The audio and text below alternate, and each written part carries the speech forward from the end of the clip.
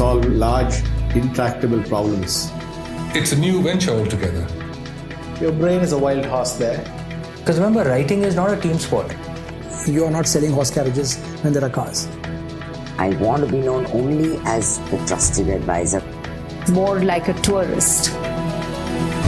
Play to Potential podcast. I think that what I can say is in my own sort of journey through it is, it just opened up the idea for me that it's not a dress rehearsal. It's going to death, that is going to happen pretty soon. Certainly I'm more than halfway done. I'm probably 3/4 of the way done. And it just sort of emphasizes that you don't have forever to ignore death. And in the book, I actually call that transience aversion. It's the idea that we, as a society, I think, and I will say in the US society more than others, I believe, we're really afraid of talking about death. We're really afraid of bringing death to the forefront. We kind of act like it's a dirty topic, like defecating, or it's one of those things that everybody has to do, but we don't say much about it because it makes us like the other animals. And we like to think we're a very special animal, I think. And I think that is a bit of a curse. And for me, I'll just say for me, getting rid of that transience aversion and just acknowledging that I won't be here much longer was so liberating, and it was so energizing. And for me, that was quite a discovery. That was not something I was expecting. Welcome to the 75th conversation at the Play to Potential podcast. I'm your host, Deepak Jayaraman, and this podcast is a labor of love for the long term, where I have conversations with leading practitioners, thinkers, authors, artists, sportsmen, and other leading professionals to decode insights around leadership, transitions, and careers. When I'm not podcasting, I'm working with leaders as a trusted sounding board, helping them and organizations play to their unique potential. To know more about what's in the podcast archives and the advisory work I do, you could just visit playtopotential.com. It's PLAYTOPOTENTIAL.com. We now have an exciting update with the podcast. Several of our listeners have told us that we should be sharing some of the nuggets from the archives, given we've been doing this for close to 5 years and we have 750 odd nuggets in the library, and we continue to build on it. And we've started doing that through WhatsApp, where we share a couple of nuggets a week, one in the middle of the week and one over the weekend. If you wish to receive these, do make a note of the number +91 85914 52129. Add that number to your contacts and send us a WhatsApp message saying interested. We will add you to the list. I repeat the number +91 85914 52129. My guest this time is Dan Cable, Professor of Organisational Behaviour at London Business School. He's the author of the book Exceptional: Build Your Personal Highlight Reel and Unlock Your Potential. Dan says that just like we see highlights of sports games that provide us the best moments from the matches, there's an opportunity for each one of us to construct, with the help of others, a personal highlights reel, and that could help each one of us unlock our unique potential. His research is smack in the sweet spot of the kinds of things we are curious about at the podcast. Before diving into his work, we spoke about how he used a cancer diagnosis and a near brush with death to prioritize what mattered to him and move forward in his life. Without further ado, let's dive into the conversation with Professor Dan Cable. Dan, excited to have you at the Play to Potential podcast. Thank you so much for taking the time. Thanks a lot for having me. This will be fun. Wonderful. And maybe just to kick things off, where are you today and how's your day been so far? I'm here in London. I'd say pretty good. I mean, it's sunny. I'm looking outside right now and I'm seeing blue sky. So I guess I'm smiling. That's wonderful. We could do with a little bit of cheer in these times. So it's great to hear that.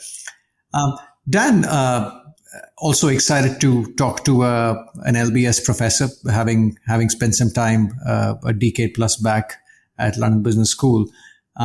This podcast, in a way, I talk to people about their journeys, and the three, let's say, words I'm sort of loyal to in the podcast are leadership, transitions, and careers. And when I came across your book, Exceptional, I was truly intrigued because, in a way, especially when I'm dealing with people at a transition point, the key question is, how do we really take stock of their strengths and help them navigate and create possibilities for the future? But before we dive into the book, Dan, I'd love to know a little bit about your journey. Could you talk a little bit about, your journey and, what you do at LBS, and maybe a little bit of arc of your curiosity that led you to the book Exceptional? Yeah, absolutely. The two major things in terms of my journey were having a family that didn't go to university, meaning my mom, dad, but also my older brother and uncles. Nobody went. And I got a chance to go. And, it's funny. I probably was not even there a year when I pretty much knew I wanted to be a professor. So like step one in my journey was at age 18, 19 years old, just kind of falling for science and learning and teaching. So I think that's like step one for me. And then it took a long time, obviously, to get my degree and then get a master's and get a PhD, but blah, blah, blah. But then I did get a job as a management professor down at Georgia Tech in Atlanta, Georgia. And then some things happened in between there. And the sort of next big thing for me, but the next huge thing, I actually wrote about it in the book quite a bit, was when I got cancer. I got a stage 4 lymphoma, and that woke me up. And it didn't kill me. So again, it made me stronger. I don't know. But I would say that actually was the second most important thing in a way, because it helped me reconfigure my world. That's when I moved to London. But more importantly, that's when I started, I might say, playing to my own strengths. And that might be something we talk about, because that sounds like it is aligned with what you're trying to deliver readers. So I could say anything else. I don't want to go on and on, but I mean, those are two really deep pieces of information about my trajectory. Absolutely. And Dan, if I talk about my journey, 2008, my father was diagnosed with late stage cancer when I was in the US. And in a way, those 6 months dealing with his terminal cancer, in his case, he passed away in a few months, really changed a lot of things for me. Can you take us back to that moment when you got that diagnosis of stage 4 cancer, and maybe walk us through that passage of play and how that changed things for you? Yeah. What's so interesting is there's probably really pretty ways to say this, but the way it felt to me was death as an idea stopped being an idea and started being something that would affect me. And that was profound. I almost can't say how profound it was, because it went from being like a concept that was going to happen to other people to something that might affect me in the next 3 to 5 months. And boy, that really changed the nature of the conversation in my brain. And I could say in a good way, I never recovered from that, and I never want to. It's almost like it became much more critical to align like what made me happy and what made me joyful and what felt purposeful. That became much more important to align that now. For example, one tiny example this would be, I always knew I wanted to live outside the US, but nobody in my family even had passports. We were just like lower middle class, nobody even thought about leaving the country. And I knew I wanted to, but I just never did. And so pretty much, if you take it forward 6 months, as soon as the doctor said all clear, I started trying to move to England. So it just kind of precipitated more purposeful living, I would say. Got it. And maybe picking up from that phase of life, Dan, to today, if you could talk a little bit about what you've been curious about, and maybe give us a little bit of a context to why you wrote the book. Absolutely. Okay, well, that's a good one. I'll take one step back. And then I'll move us forward. when I was at the University of North Carolina, and I was there about 13 years, I was fairly skeptical about the field called positive psychology. I was trained as an industrial psychologist, which was considerably more, I wouldn't say cynical, but I would say practical. That's the best word. Very practical. Like, how do you hire the best people? And how do you use selection testing? How do you do validation of hiring tools? Quite practical, businessy kind of things. Right. And then positive psychology put its head up. It just seemed a little too good to be true. It just seemed, if I'm honest, it seemed a little mamby-pamby, kind of like, oh, come on, can't be that simple. And so I kind of didn't give it the time of day.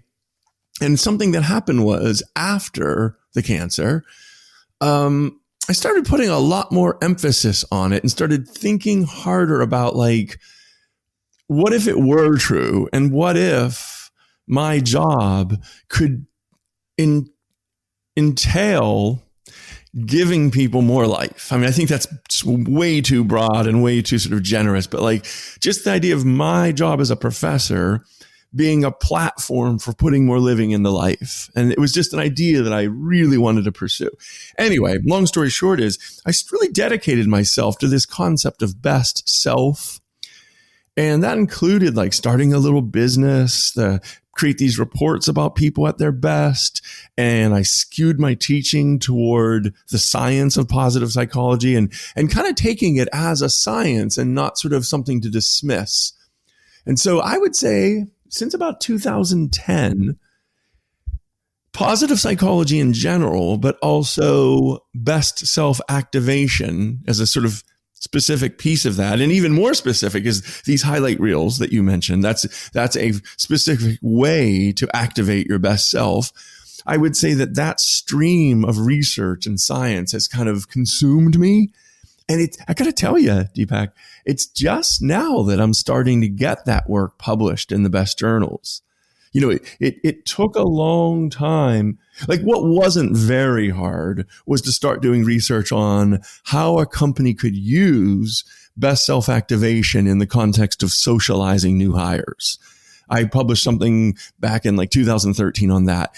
And it also wasn't too hard to publish something on how if you allow people to create their job titles around their strengths, you could get more out of people. And that also was published. But the most recent things that are just getting accepted now are the ones showing that the highlight reel improves team performance and improves each employee's ability to bring their best self to the team.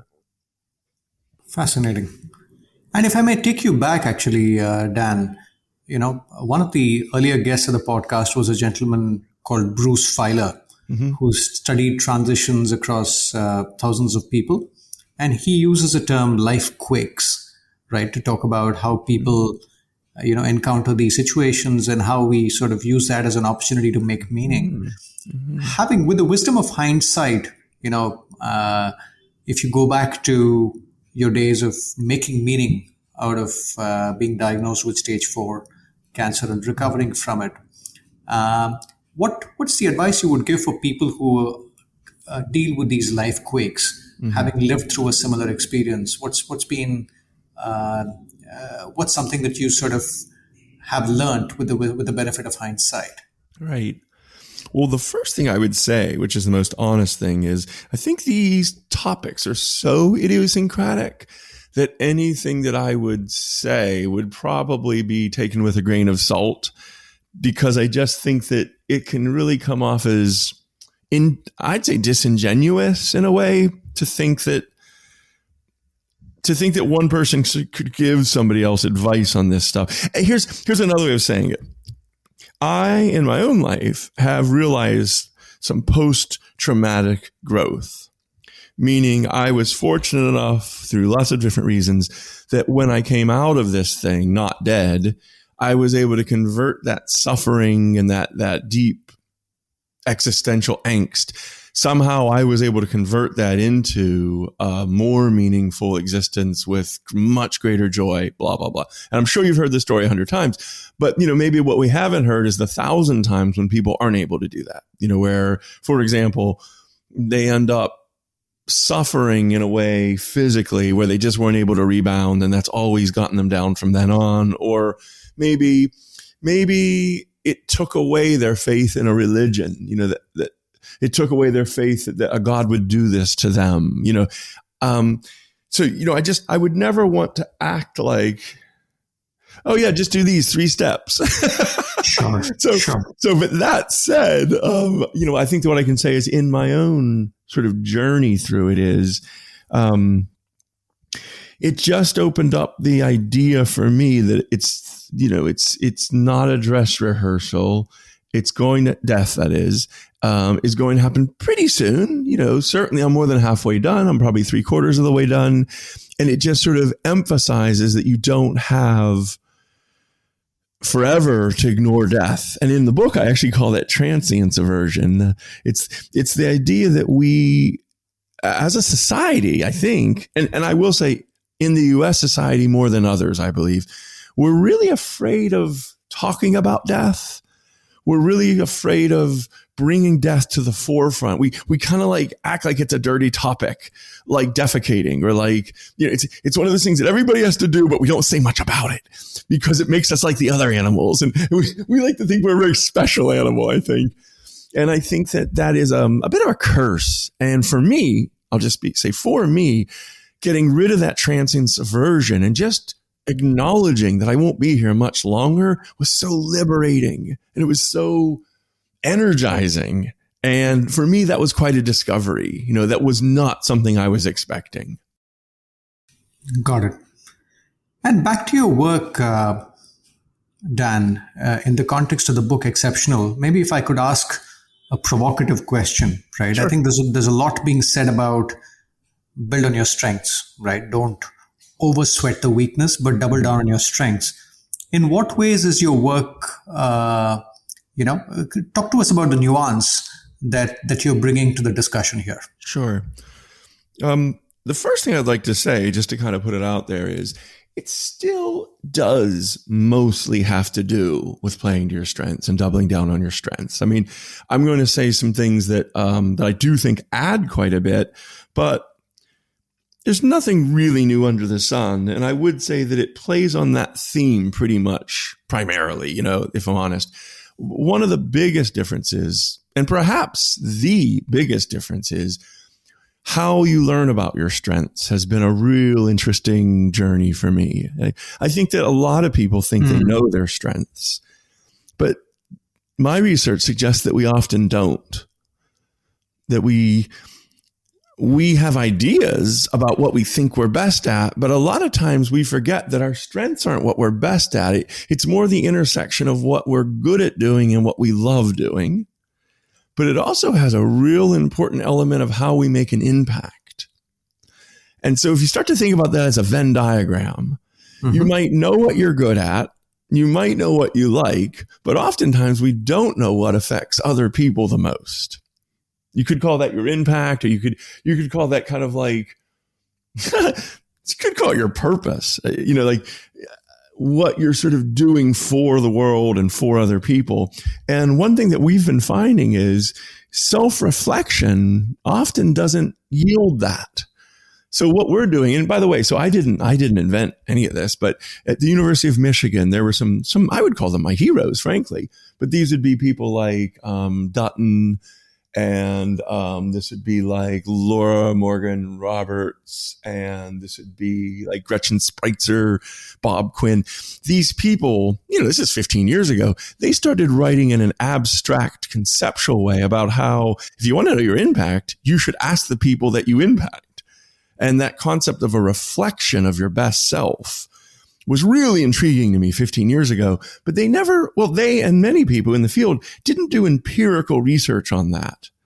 And so that's actually that's the sort of bucket that I picked up and ran with, is we really should work on that. We really should understand if that's even true.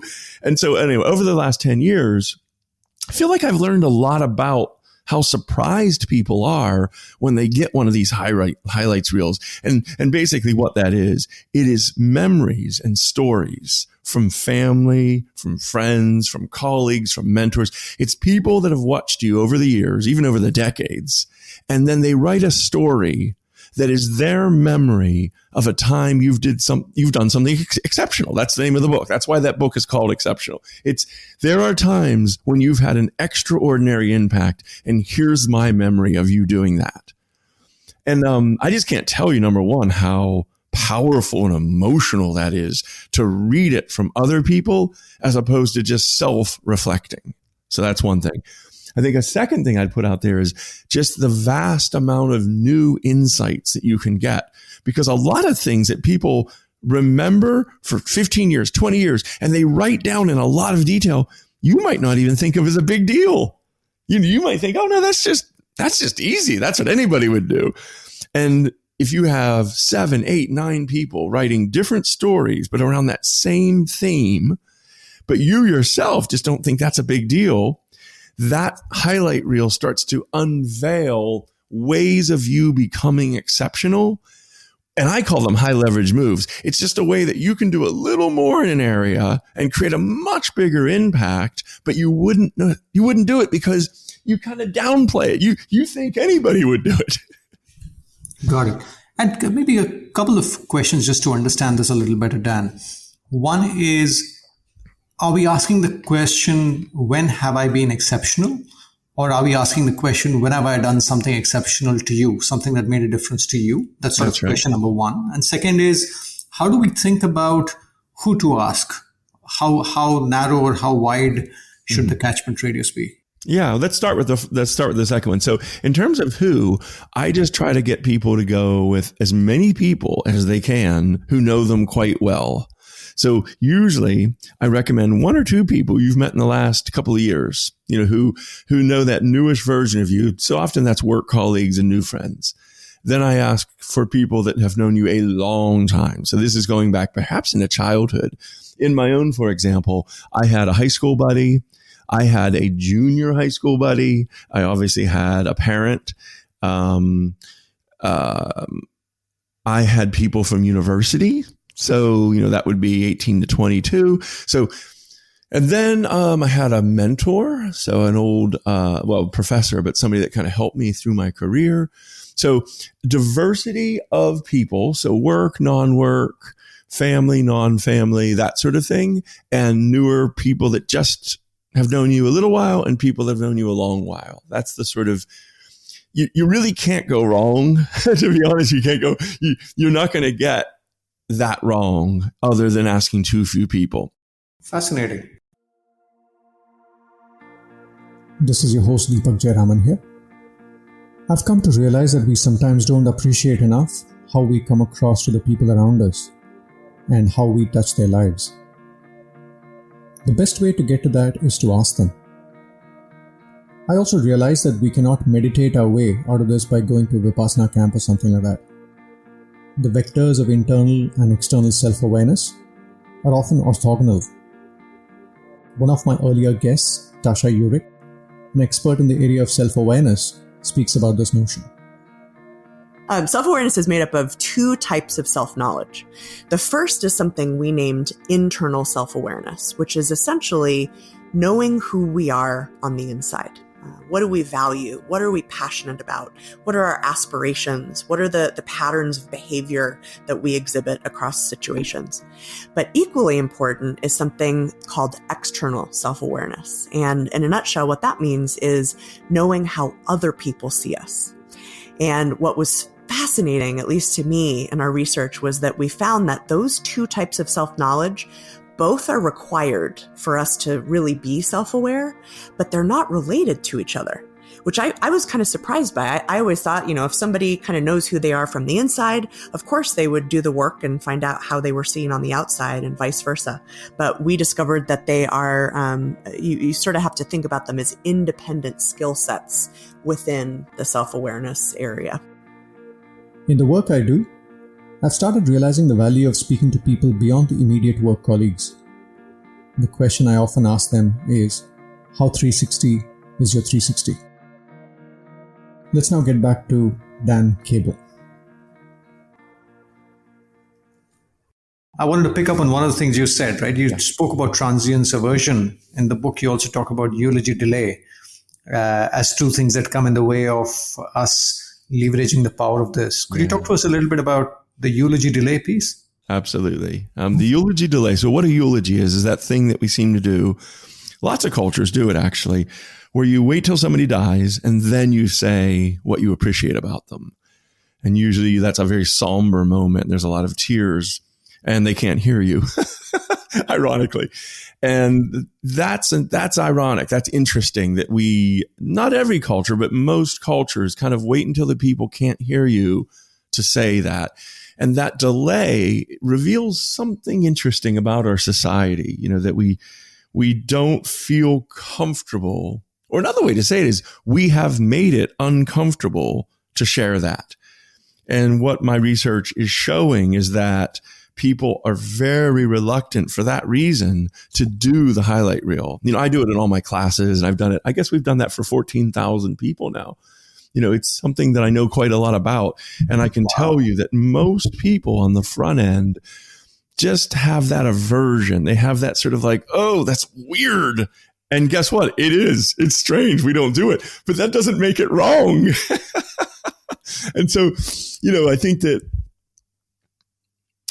that you have to want it bad. You're not going to randomly do a highlight reel because it involves stepping outside your comfort zone and asking people for their memories of you.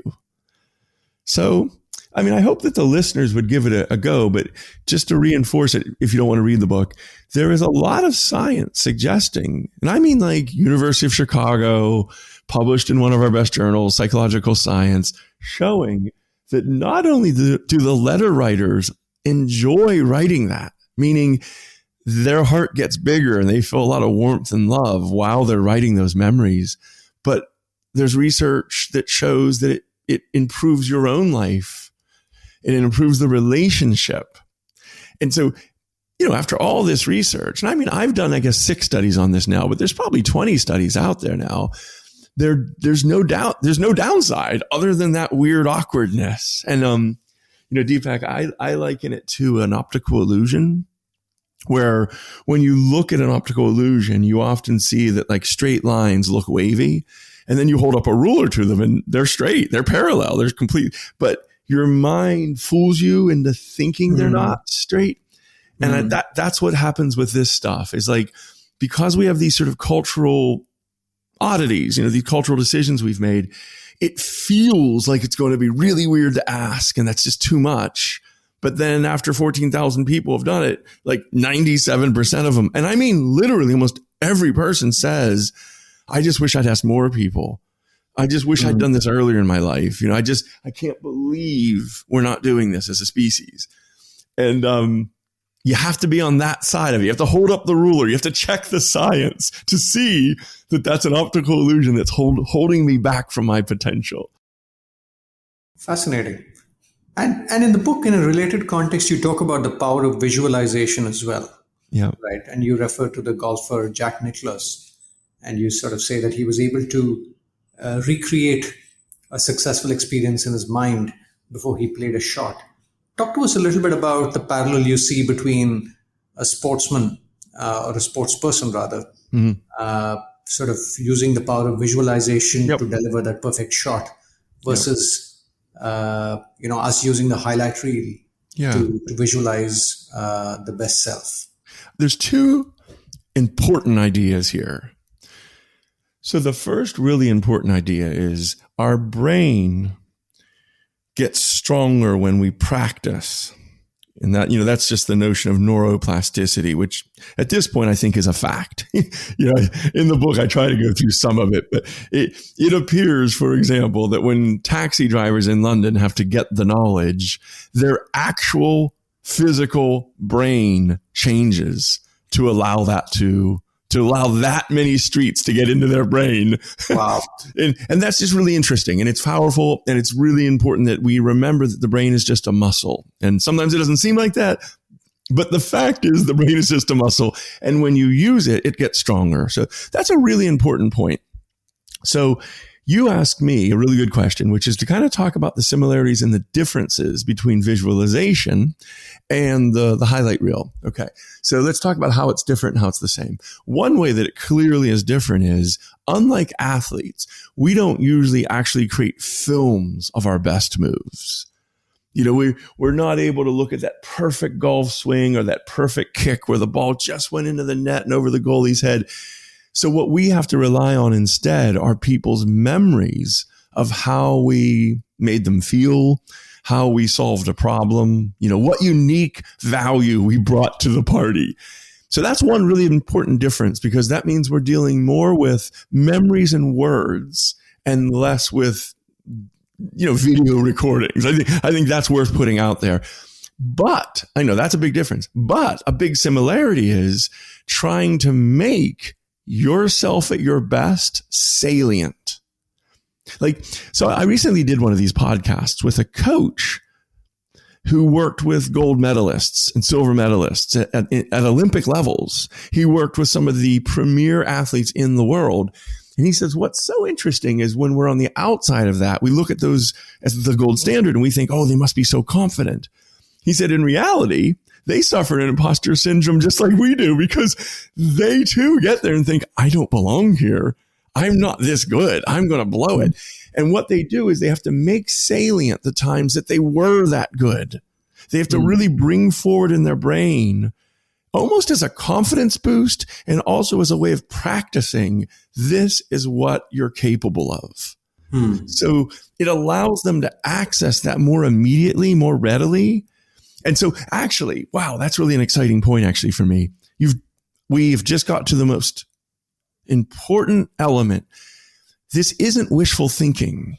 This isn't hoping of what I might achieve one day if I just wish hard. This is saying there have been times in my life when I have created an exceptional impact on other people. The question is, how can I get there more often?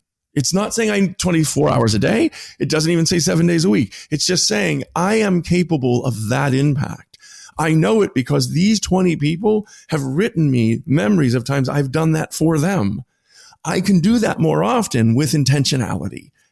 And I think right there's so many more things I could say about it, of course, but I actually think that right there should help even the business. Okay, when I was a cynic, that's one of the reasons why I thought it was just wishful thinking. And what I've come to learn is the neuroplasticity of the brain says what leaps into your brain about who you are. And if we can train the brain to dish up memories of what you're capable of, you're more likely to do that more often. Fascinating. I want to link it to one of the things that I discussed with a fellow London Business School faculty member, Herminia Ibarra.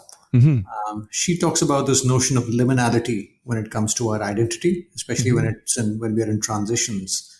Can you talk a little bit about how we could take advantage of the highlights reel to help us get a better grip on our identity or identities, if you will?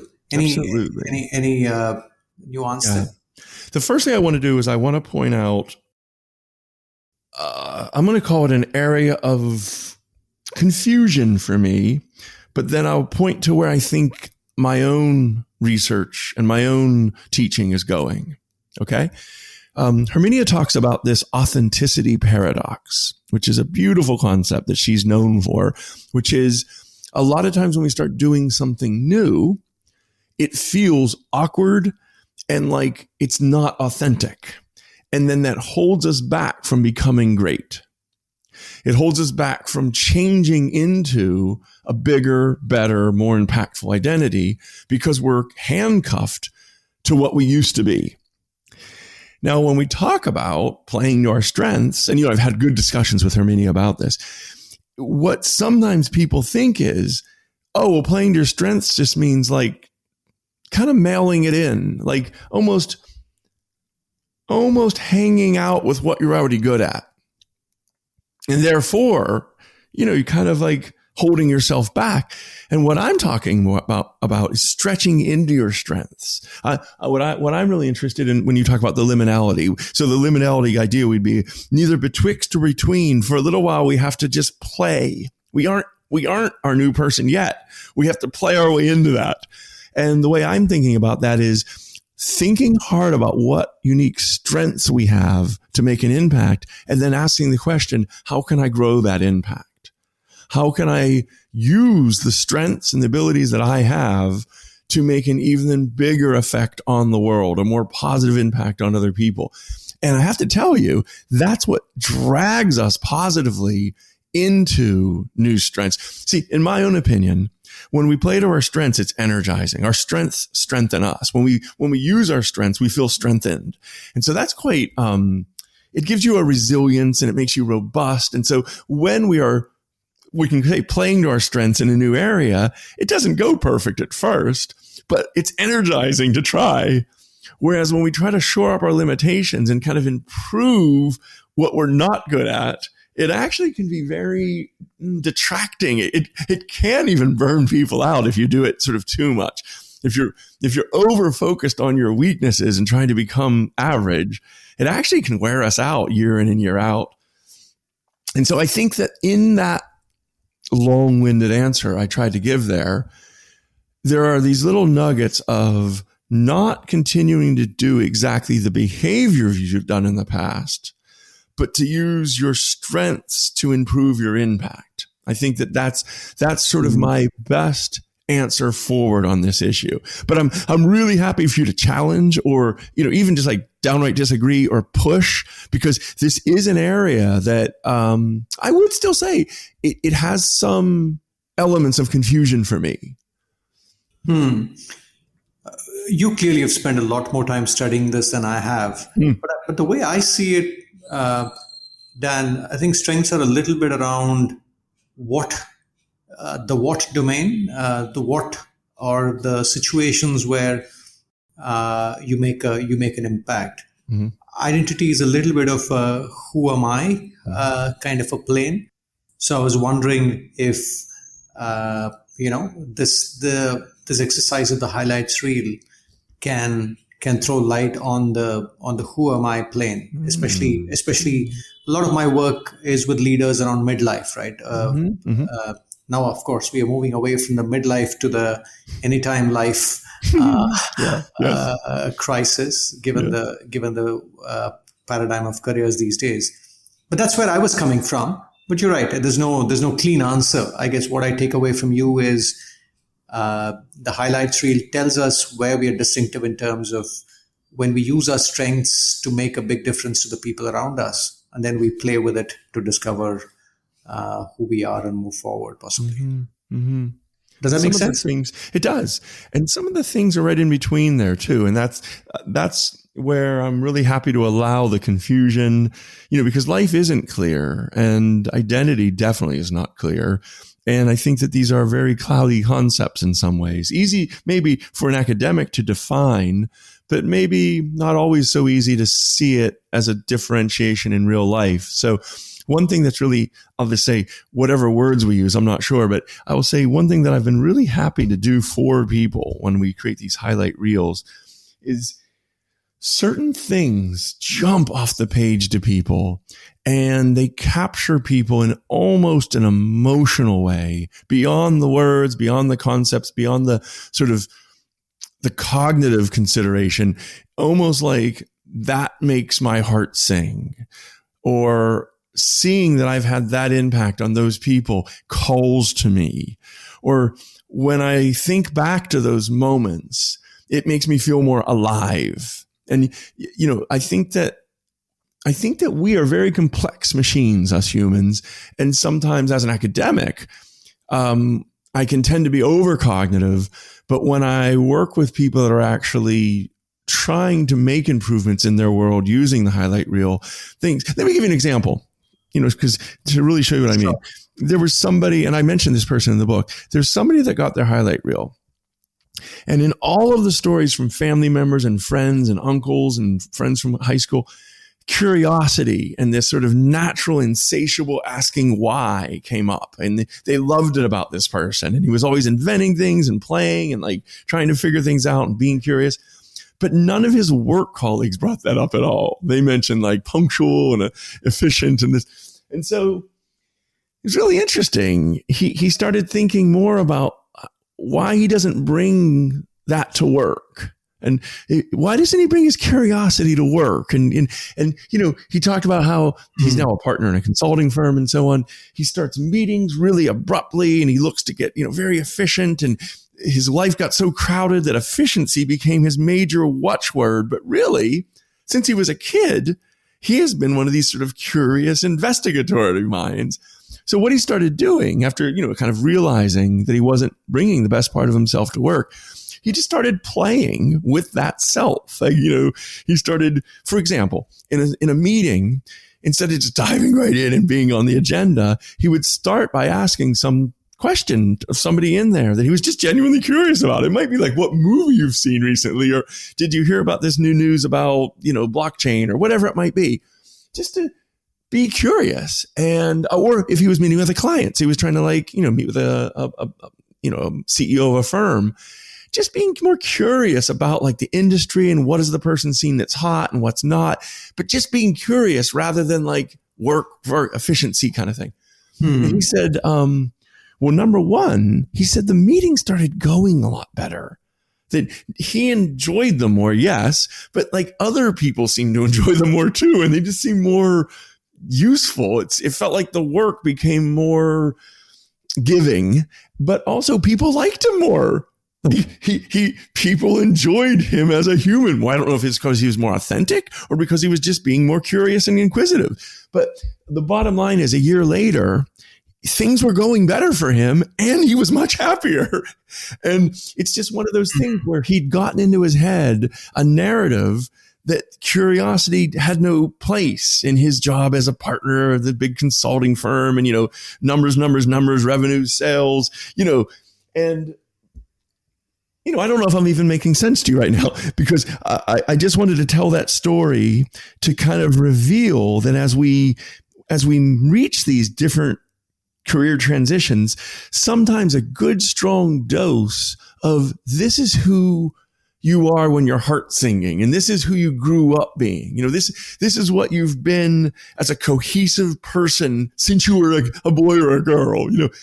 So I don't know if that is useful to you, or if that's even what you wanted me. Anyway, ask more questions if I can make it more clear. It makes a lot of sense, Dan. I hear you, and I do think there are cues hidden in the way we live some of our other domains, right? In terms of how we are with our children or how we are with our friends, and bring some of what makes us come alive from one domain, take that to another domain. So I think in a way, this also, what you're saying also reinforces the interconnectedness of things, right? I think as I do my research in this field, I'm realizing the value of just the interconnectedness of things, right? Who we are as a parent, as a son, as a spouse, as a colleague.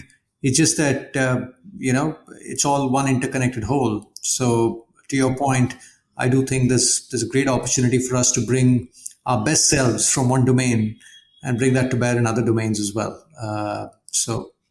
Point very well taken. In the book, you also use the term emotional labor at some point. I think you refer to Seth Godin, who speaks about this as well. Mm-hmm. And you actually say it takes more energy to hide parts of ourselves than to live authentically. I found that quote quite provoking. And you also say that activating our best selves with a highlight reel increases our resilience against both social stress and sickness. Mm-hmm. Could you talk a little bit about this? Yeah. Emotional labor is the idea of having to hide what's natural, what feelings are happening naturally. So a really crass example is if you were a flight attendant and one of the passengers grabbed you in a sexual way, they're sort of trained to hide that disgust and that dismay and to obviously be firm, but still be positive and pleasant. And that's very wearing. Now, that may be a business necessity, but it's very wearing. And that's a very harsh example. A less harsh example is if we feel like we have to hide who we are at work, so let's say curiosity, and just wear the mask, as some people call it. That isn't actively hiding, say, disgust, but it is in a day out basis, kind of sanding down our natural selves in order to become somebody that we're not really. And that can wear us out. That causes emotional labor, causes sickness because of, energy consumption. It makes us less good at our jobs. Like another example of that, by the way, again, these are harsh examples, but it's worth putting them out there. There's a lot of research showing that stereotype threat causes people to do a lot worse because say you go to Stanford University and you're going to be an electronics engineer in a class and your name is whatever, Joanne, and you're one woman in a class of 72 men. Maybe there's one other woman in there. But it's a classic. There's more people named John than there are women, that kind of thing. There's this thing called stereotype threat where you start to become worried of how you're being judged. And that worry becomes a form of emotional labor where you have to kind of show them what you're capable of, but you're so consumed with showing them that you're not able to actually perform as well. So there's really good research on if you can make those people feel better about themselves and their strengths, if you can affirm who they are at their best, they're able to bring more of their thinking to the table because they can be less worried. They can be less anxious. And so there's study after study showing that self-affirmation allows us to overcome that stereotype threat. Now, so anyway, there's a whole lot of research on that concept. Your second question, though, takes us in a slightly different direction, and one that I think maybe I know even more about because I'm not really a stereotype threat researcher, although I love that domain. The thing that I have been intrigued by, and again, intrigued doesn't mean that I know everything about it, but it does mean I've read an awful lot about it. Somehow, some way, when we are highlighting what we are at our best, it seems to activate this part of our brain, this ventral striatum. And in the book, I have a book called Alive at Work. I call that the seeking system after a neuroscientist named Jaak Panksepp. He called it the seeking system. There's something about highlighting our unique skills, our unique values, what makes us unique as an individual that seems to charge up this part of the brain and delivers a hit of dopamine, which is literally like an energizing it's a chemical in our brain. It's a neurotransmitter. And that's not only energizing, meaning it's like a free drug that gives us energy. It does seem to reduce anxiety and help us deal with stress. Another way to say that is it seems to kind of tamp that down a little bit. So that's really powerful and interesting, and I think important. In one of the studies, and right now this is at a revise and resubmit at a journal, we found that by giving people these highlight reels and then stressing them out, they were not only more able to deal with the stress, and I can tell you a lot more about the specific study if you'd like, if you think the listeners would like to hear more. But they were not, so once you stress them out, they were not only able to perform better, be more creative, solve more problems, but we had them expectorate into a cup, which is basically spit into a cup. And then we assayed that for their ability to fight disease, their immunity. And we found that it not only caused them to perform better, but it caused them to be more immune to disease. That's really powerful physical results that our body does for us when we highlight and are made aware of what we're capable of. Now, again, lots of confusion. It's not as though this is final and I'm positive that this is the way it works, but we have replicated it twice now. And there is really good evidence suggesting that something happens in our brains when we highlight what's unique and best about ourselves. Got it.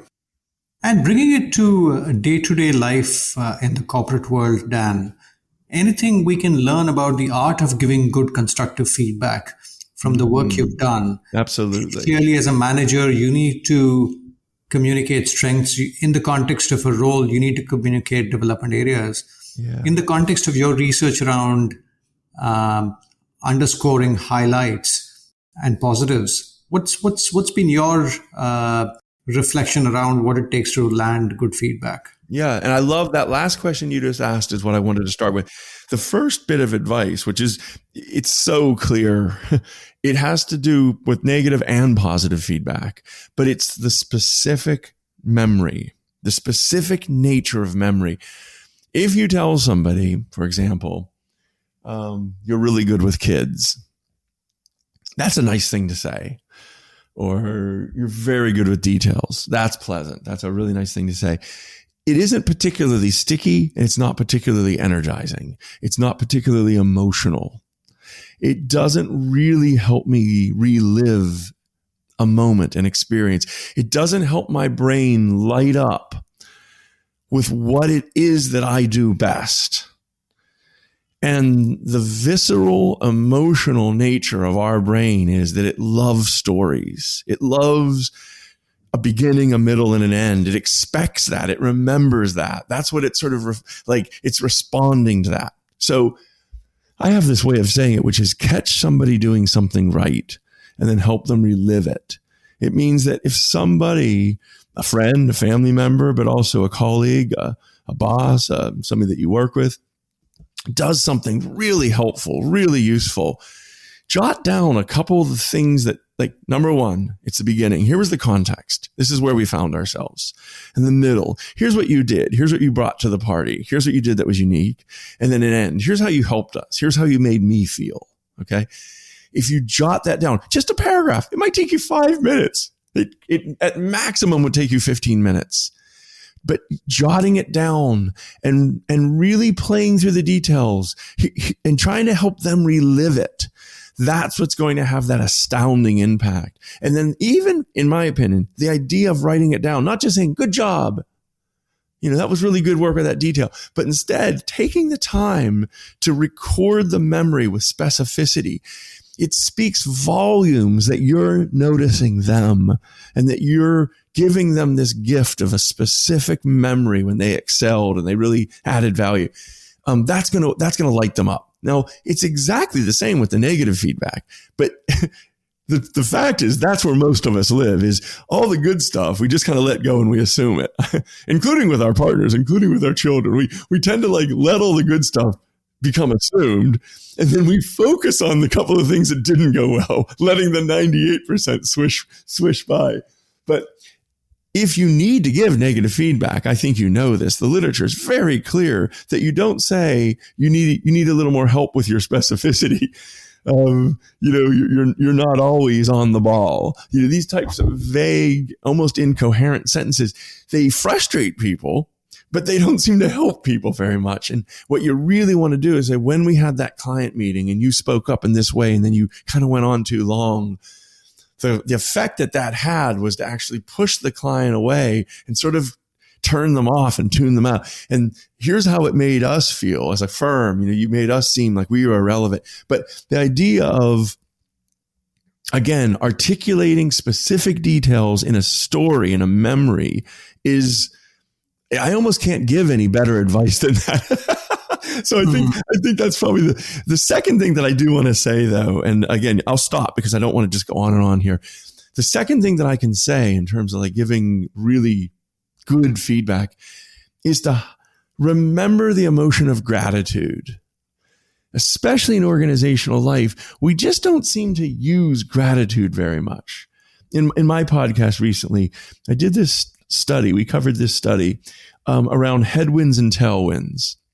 And the headwinds in life are like when you're riding your bike or you're running, and that wind is blowing in your face and it's kind of feeling like it's holding you back and it's really obvious and salient to you. And so we tend to focus on that. Like, what's the problem in my life? The tailwinds in life are the things that are going well and they're just kind of pushing us forward. And just don't notice them because it just makes everything a little easier. And we forget to have gratitude for the tailwinds and we focus a lot on the headwinds. And I think this is why in real life organizations, we spend so much time on people's limitations and mess ups, which tends to, kind of shut them down. And it's a very, that's a threat emotion that we're causing there. Now, I'm not saying that people don't need good feedback. And when they mess something up, they have to take responsibility for it. But we kind of forget to be grateful for the good things that they do. And that's a very energizing emotion. Gratitude is a very positive emotion that lights people up and it causes reciprocity. So, yeah, those are the things that I would say. I'm positive I could go on and on about those, but I think that those are the two things I wanted to say. Got it.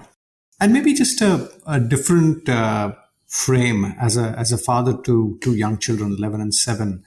I was also reflecting on this notion of highlights reel as being something powerful as a gift that I could give my children as they grow older, because I get to see them do things and observe things that they might forget by the time they are old. So any reflections as a parent, how can we leverage the work you've done around the highlight reel as helping our children discover and activate their best self? Mm-hmm. That's really good. I mean, I've tried a couple of different things. It's not like I have a study on this, but I've tried a couple of things in my own life where my kids are 14 and 18. And just last winter, so that's only 4 months ago, I created my own stories, 4 stories for each of them about specific ways I've seen them acting that are unique, that are valuable in this world, that I think will really serve them well. And I did write those out. And I would say, just speaking practically in my own experience, the 18-year-old really responded well. She gave it a lot of thought. She'd also written some for me. So that was a really nice sharing moment. She's going away to university in the fall.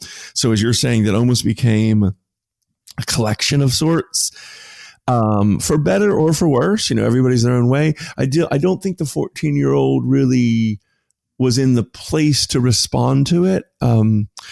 Speaking of identity, she's trying to form her own identity, and that might mean moving away from us a little bit right now. That could be part of it, but it's not that I in any way wish I hadn't done it. It was a wonderful exercise for me, and it actually made me feel really warm. So talking about my 14-year-old daughter, I would say it was just sort of a pleasant, thank you, Daddy, but less of the sort of emotional, I'll remember this for a long time. It had a big dent on me, if that makes sense. Dan, in the book, you speak about the fact that we could collect the highlight reel elements from various people, but you actually suggest that we read them as a big bang rather than a drip feed, if I may paraphrase your suggestion. Yep. And you suggest that we wait for 10 plus stories to accumulate before we really process them. That's sort of suggestion number one. The other thing you also say is that we choose the right time and place and allow the stories to breathe rather than skim over them.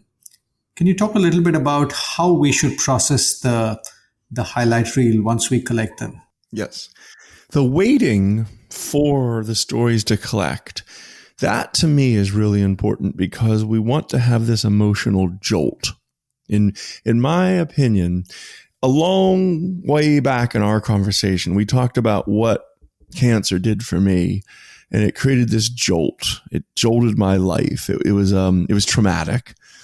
And that trauma, while I wouldn't wish it on anybody, it was important because it causes us to question our normal assumptions. And that is what this highlight reel can do for people. It is traumatizing, but in a positive way. It causes many people to cry.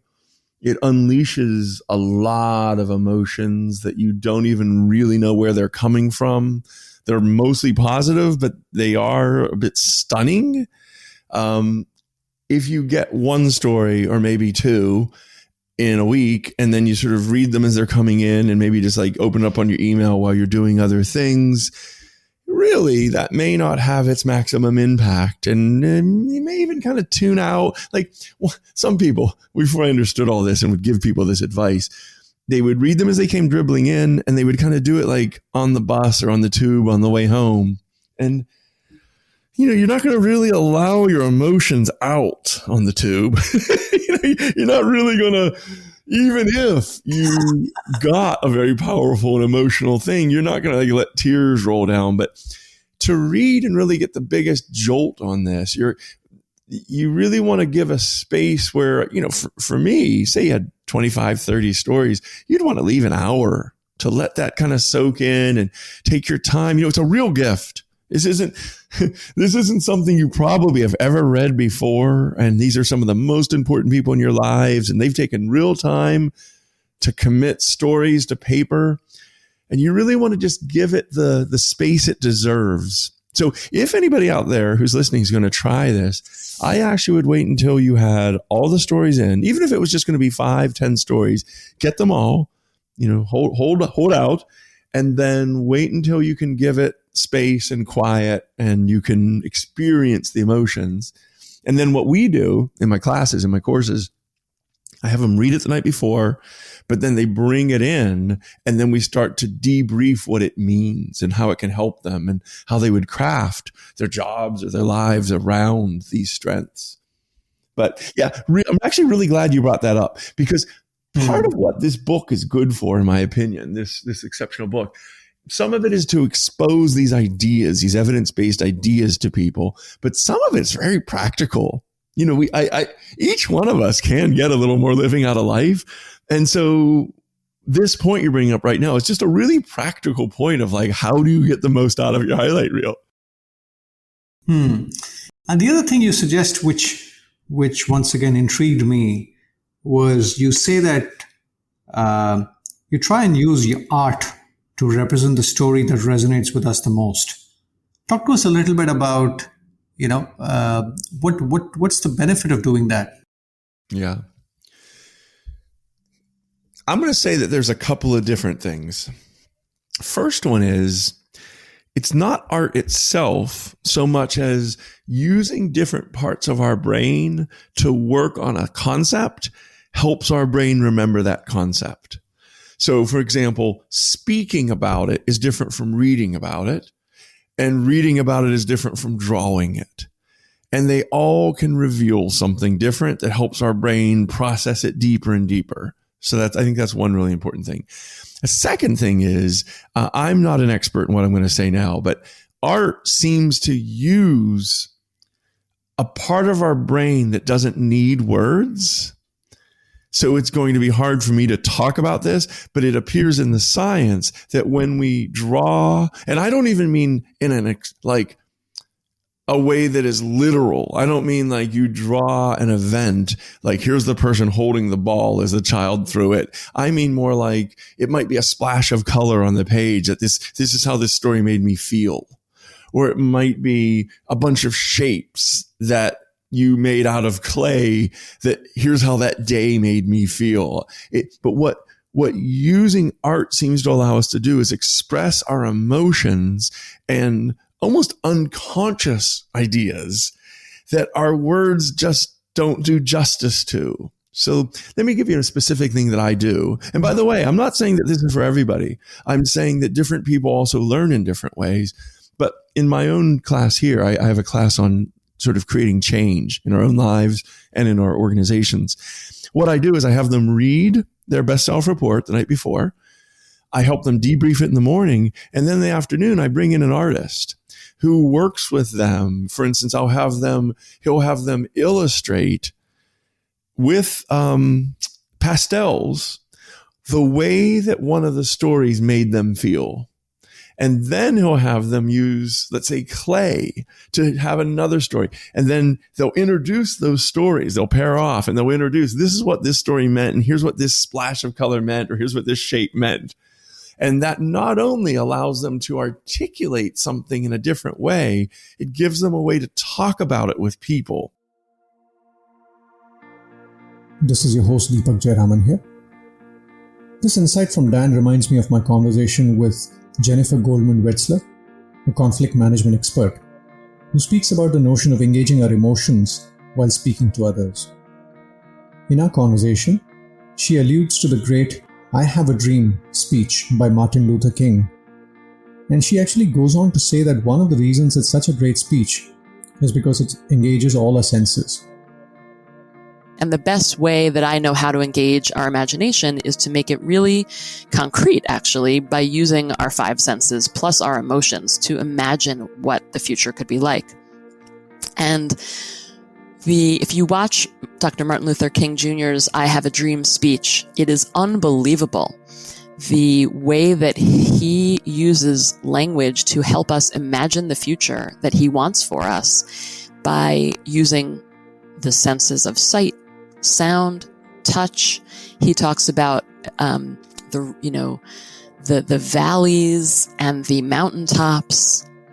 He talks about quicksand, and then hearing the ringing bells of freedom, so you can feel that quicksand that you might be sinking into, but then you can hear those bells of freedom ringing.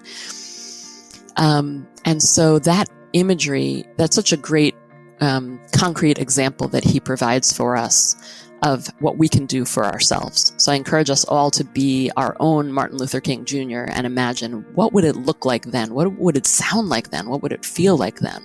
So for example, I've had clients say to me, I can imagine going out for dinner with this person who I work with, who I've been in serious conflict with, and I can smell the wine that we would be drinking, and I can taste the food, and I can smell it coming out of the kitchen from the restaurant that we're going to be in, and I can really imagine the good feelings that I will have from connecting with this person in a different way than we have been over the last many months.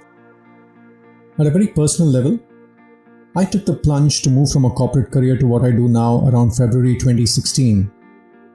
A few months later, I think around September or October 2016, the movie MS Dhoni released.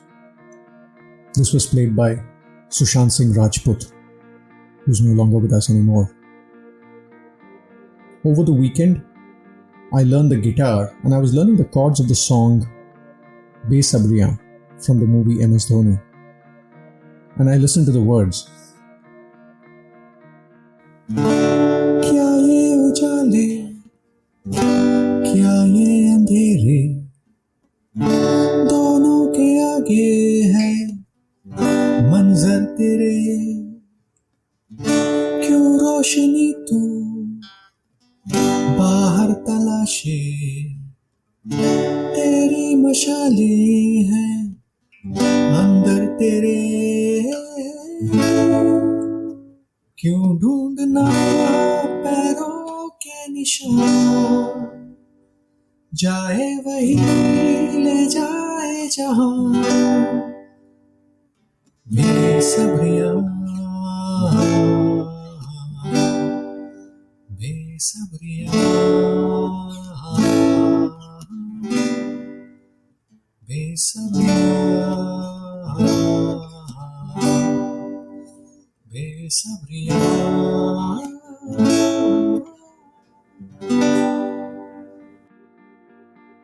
and so on. Now just that line, क्यों रोशनी तू बाहर तलाशे, तेरी मशालें अंदर तेरे, touched a part of my heart that words hadn't. Sorry to break into a little bit of Hindi and Bollywood, but for people that don't understand Hindi, it basically means, why are you looking for a light from outside to guide you? Why don't you listen to the fire that's burning inside you so strongly? Maybe it was the stage of my life, but there's something so powerful about art and how it touches you. I guess this song is even more poignant today given Sushant Singh Rajput is not with us anymore. But in the context of this particular podcast, if I link it back to what Dan is saying, Teri Mashale Andar Tere is a bit like activating your best self based on insights from your past. Let's now get back to the conversation with Dan Cable. Deepak, have you ever heard of Lego serious play? Not really. You might think about Lego My as son is a big fan of Lego, but I'm not aware of serious play. exactly. Well, so Lego is something we usually associate with kids and play, which it is, but it also is something that we're now using in leadership courses and in training to allow people to build their thoughts. Because when you build a three-dimensional thought, you then can hold it up and show people and describe it. It becomes a prop that pulls ideas and concepts out of ourselves. So there's a whole literature on that, by the way. But yeah. Wow. Lego serious play, is it? That's right. That's right. I have a book called Alive at Work, and I have a whole chapter dedicated to that because it's becoming science. It's one of these really fun ideas that there's now really good research on, and it's showing that it makes our brain work differently and better to be playful and tactile with our ideas. Since you mentioned it, do you want to just maybe spend a minute or two on it? How do we use Lego just to, in the context of leadership development? Okay. Just maybe expand on that. I'll even go one step farther. In the context of career transitions, which I work with, we have a program here called the Sloans, and it's a 1-year MBA kind of program for very senior folks that are like going into a new direction in their careers. We have them work on who they were in their last job. And we literally have a session with Legos where, there'll be little people and there'll be hoses and there'll be building blocks and windows and doors and trees. And we'll just say, okay, pick 25 pieces and then assemble them in a way that shows us who you are in your job today. And we'll give them 25 minutes to do that. And then we'll say, okay, now grab 25 more pieces and draw what you are going to move toward. In 15 years from now, if everything worked out perfectly, who would you be? What would you be doing? What would be your role? And so then we have them do that, 25 minutes. And then what we do is we put those two together and we say, now describe to somebody what it meant and what it will be. And boy, the room just lights up because the hose that they use to represent feeling strangled, or the prison, they built a block and they put a little person in it and say, this is me. I feel like I'm in a prison. And it just becomes animated and emotional. And by pointing at it, by turning it, it reveals things that they meant to say, but like they wouldn't have said it unless it was there. They'll put a skeleton there and say, this is how I usually feel today. And then on the other one, they'll sort of build a person out of vibrant colors and say, this is what I want to feel like. And boy, does it just becomes really fun instead of static. It becomes enjoyable and dynamic instead of kind of, overly cognitive. So anyway, I'll stop going on about it, but it does appear there's some really interesting science that when we allow our hands to build our ideas, we end up in a different and sometimes better place than when we just rely on a verbal medium. Fascinating. We have so much to learn, Deepak. It's one of the things that thrills me. I think I want to say that out loud. I love remembering that we don't really know that much about our brains and our emotions. Even in physics, in the physical world, we've only known about gravity for 400 years. So we've only started learning about our brains in the 1980s. We didn't know about behavioral plasticity until the 90s. So I love to remember that what we don't know is much bigger than what we know. Absolutely. And another reason why I do this podcast is, it gives me an opportunity to talk to people like you and learn from what you've learned. But the other thing I find fascinating is I come in thinking I'll learn ABCD, but I end up learning ABCD and then some EFGH, which is totally different. I love it. Yes. So I came in to learn about exceptional, and I walked away learning not just about exceptional, but Lego serious play, which was completely in my blind spot, right? Which is the beauty of having these conversations. That's right. Lovely. And as we sort of come towards the end of the podcast conversation, Dan, you also talk about the risk of probably overusing our strengths if we don't apply it thoughtfully.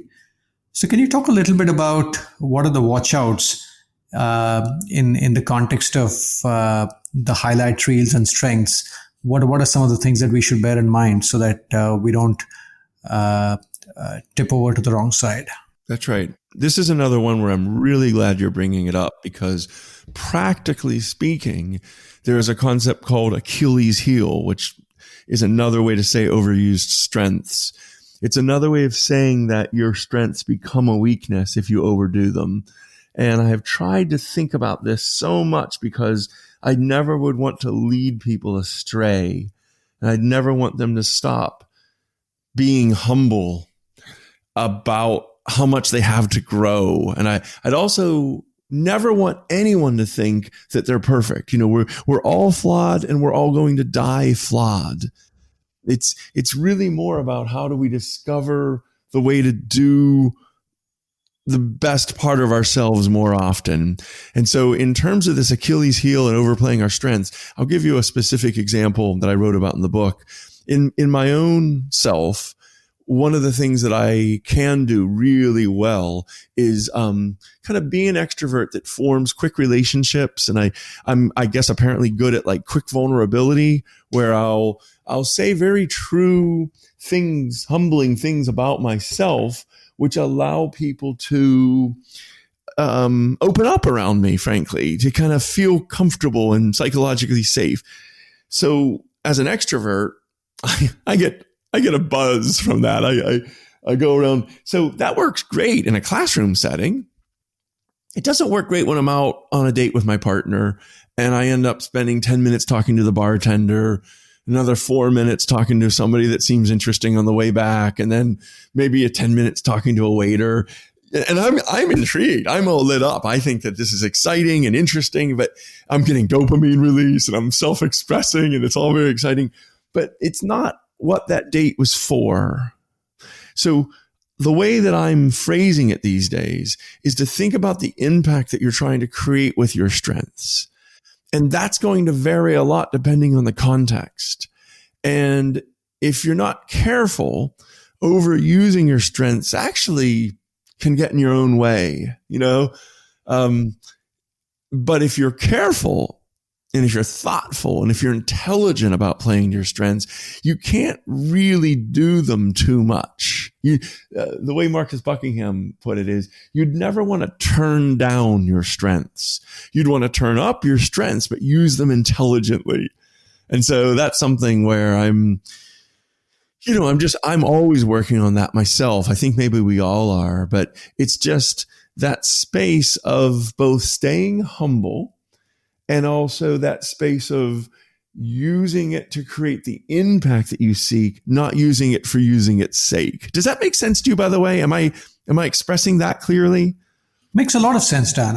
Okay. The way I interpret it is for us to be aware, right? Not to just sort of blindly turn it up all the time, but to your point, be aware of where we are and the outcomes we are trying to drive. Yes. And ensure that we are thoughtful about the application and the context in which we apply it. So that's the way I interpret it. That's right. And it's really interesting to think about how, like going back to my own thing and just being honest with myself, even in the situation of like, say, going out with my partner versus going out with some friends, it can even be the same literal setting. Let's call it a pub in London. But if the impact that I want to make with my partner is, let me use my strengths with her, I might play up my natural curiosity and sort of entertain her with a story that I heard that day and maybe a piece of science that I read that I'm intrigued by. And that is playing to my strengths. Whereas if I'm with 5 friends and they're having a good time, then it may be perfectly fine for me to talk to the bartender and light up their world a little bit. And then on the way back, talk to a wait staff and just kind of light them up a little bit, because that's not only playing to my strengths, but it's giving me that dopamine rush. And it's a certain awareness and a certain intelligence of using that. I find that really interesting and practical. So I'm actually really glad you brought it up, even to allow me to relive it again. Lovely. Dan, this podcast is called Play to Potential. Given your journey, your life, your lived experiences, your research, if you had to sort of leave the listeners with a couple of things that occur to you when I say the phrase "play to potential." What comes top of mind? Yeah, the two, I absolutely love how you would end it with that, by the way. It's the things we already talked about, but I'll just highlight them. The transience aversion and the eulogy delay. I'd say those are, transience aversion is remember to keep death close to you. I really believe the monks and the ascetics, I believe they used to keep a skull on their desk. And the idea would be, I'm close to death. And by remembering that, it reminds us to play hard, to really try to do what we're capable of doing today and not just put it off for a day and then a week and then a month and then a decade. So I think that's number one. And I think the number two is that if we catch people doing something right and alert them to their impact, we not only build better relationships, so they like us better and they feel they can trust us more and they feel closer to us, but then they feel this norm of reciprocity where they'll do that back to you. And I feel like if we can get beyond these barriers, these natural resistances, that's one of the ways of becoming exceptional. We really can become somebody that highlights people's strengths and builds better relationships and does it today, rather than kind of blending into the woodwork, which is actually a place that some of us end up being if we're not careful. Lovely. On that note, Dan, true privilege talking to you, and really enjoyed the energy that you brought to the conversation, not to mention the insights. So thank you so much for your time. Great. It was my pleasure. Thanks for taking the time with me too. Thank you for listening. I hope you found the conversation purposeful. A couple of messages before we wrap up. If you found the podcast purposeful, do take a moment and contribute to Antarang Foundation. I work closely with them and can vouch for their impact with young adults who come from challenging backgrounds. While we are battling the health crisis, we cannot afford to ignore the issue of solving for livelihoods in our battle to save lives. The second COVID wave has further worsened the employment crisis in India, and supporting an organization like Antarang can mean a lot in these challenging times. You can get more details at the paid forward section at playtopotential.com. Do also rate and review the show on Apple Podcasts or wherever you consume the content.